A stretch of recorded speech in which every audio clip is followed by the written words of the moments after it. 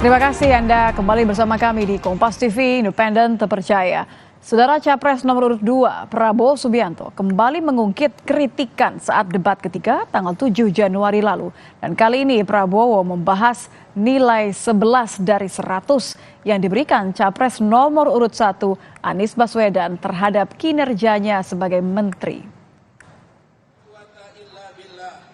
Di hadapan relawan dan pendukungnya di Medan, Sumatera Utara, Prabowo menyatakan ia merasa mendapat nilai 99 dari 100 berkat dukungan warga Medan.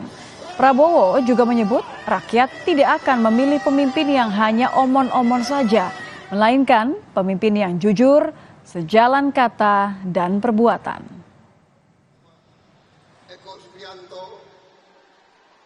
Nilai dari rakyat lebih dari nilai yang saya terima beberapa hari yang lalu di Jakarta.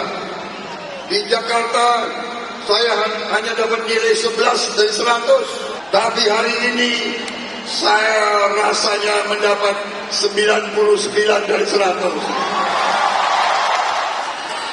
Saya yakin dan percaya rakyat Indonesia tidak mau pemimpin yang tukang omon saja.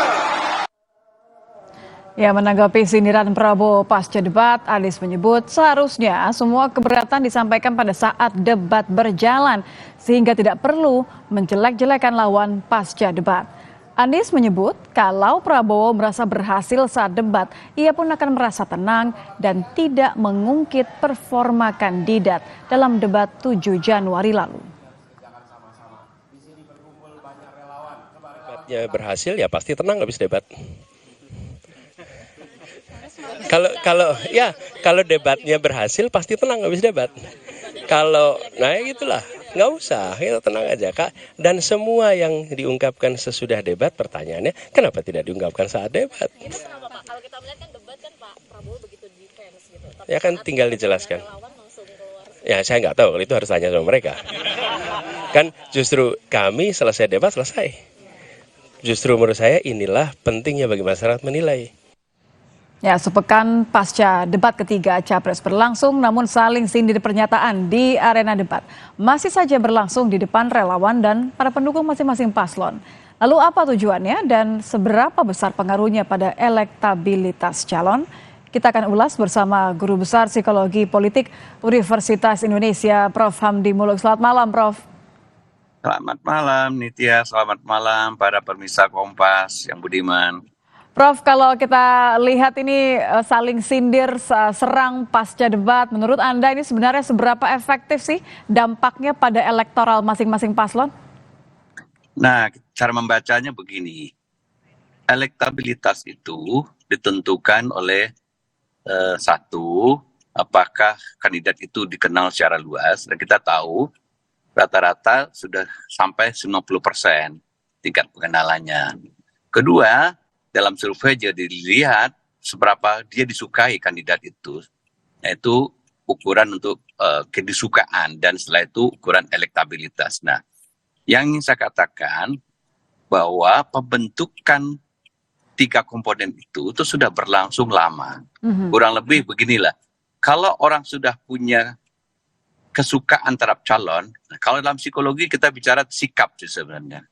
Sikap itu apakah kita bersikap positif terhadap seseorang, apakah kita menyukai, dan bahasanya sekarang elektabilitas itu sudah terbentuk lama. Nah, makanya dalam voting behavior kita mengenal apa yang disebut dengan orang-orang yang sudah menentukan sikapnya jauh-jauh sebelumnya. Artinya dia sudah suka terhadap kandidat itu.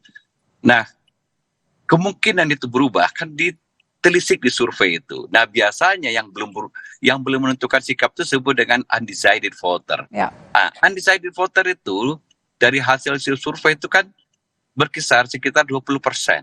Nah, 20% itu sebenarnya orang-orang yang bersikap netral yang bisa disasar oleh debat itu. Dalam pengertian dia melihat mungkin apakah rasionalitas dari perdebatan itu meyakinkan, visi misi dan seterusnya. Artinya aspek-aspek yang bersifat kognitif. Ya, artinya menunggu pertimbangannya berubah sejalannya debat begitu ya? Ya, tapi yang tadi saya bilang orang yang sudah terlanjur suka itu ada dua kemungkinan nih Tia. Dia mungkin akan nonton debat, setelah itu 5 menit, 10 menit dia tinggal. Dia cuma untuk melihat apakah ekspektasi terhadap kandidatnya sudah dirasa Terpenuhi atau cukup, tidak? dia tinggal. Nah, yang tadi bertahan sampai akhir itu mungkin orang-orang yang 20% tadi yang belum menentukan pilihan. Nah, kalau saya lihat hasil Litbang Kompas kemarin, yang menonton debat itu kan dari seluruh populasi sekitar 47-48%. Ya sekitar 50 lah. Ya. Dari 50% itu yang nonton sampai habis itu juga kira-kira tinggal 25%. Nah, dari 25% itu kira-kira yang akan mengubah pilihannya yaitu cuma 20%. Kalau kita estimasi keseluruhan jumlah pemilih, artinya ceruk yang diperebutkan untuk meninggikan atau menaikkan elektabilitas sekitar 2-3%, kira-kira itu gambarannya. Iya, justru kan kalau yang disasar adalah 20% ini kan yang mempengaruhi, apalagi karena ada beberapa yang menginginkan Betul, cuma satu putaran, yang belum begitu kan? menentukan pilihan, betul. Aha. Tapi kan mereka juga dari data ternyata tidak menonton debat sampai habis juga. Gitu. Jadi ada dua kemungkinan. Mereka sudah cukup yakin bahwa misalnya kandidat yang dia tonton ternyata tidak memenuhi ekspektasinya, atau dia nggak suka, terus dia tutup. Atau dia suka, dia sudah berhenti. Jadi Oke, jadi maaf saya potong. Tolong ditegaskan bahwa menurut Anda kalau bicara soal pasca debat ini tidak seberapa signifikan untuk mengubah tingkat elektabilitas karena sudah terbentuk lama, begitu ya? betul. Jadi karena untuk pemilih-pemilih yang sebenarnya sudah punya sikap yang jelas terhadap kandidat itu, jadi itu tidak akan banyak mengubah pilihannya. Nah, kurang lebih yang akan terpengaruh adalah undecided voter itu. Nah, itu juga masih ada beberapa kemungkinan itu ya. Oke. Dia bisa memutuskan tidak memilih, bisa juga. Jadi menurut dia tiga-tiganya tidak memenuhi keinginan saya, dia tidak memilih, atau nanti ditransformasi menjadi suara yang tidak sah gitu. Saya bisa bilang ini adalah gimmick komunikasi nggak sih, Prof? Apa yang terjadi di debat kemudian juga pasca debat. Saya penasaran bagaimana ini kemudian diterima oleh masyarakat, terutama bagi undecided voters tadi yang jumlahnya sebenarnya cukup signifikan. Iya gini loh, jadi kadang-kadang soal gimmick tadi ya. Nah, yang suka juga diteliti kan setelah itu kan adalah emosi positif, emosi negatifnya itu. Tapi itu betul secara psikologi ya. Kalau misalnya Anda sudah suka dengan calon itu, kalau ada orang menyerang, itu yang dapat malah emosi negatifnya. Gitu. Jadi Defensif, belum tentu misalnya Anda nyerang orang gitu, itu menimbulkan emosi positif.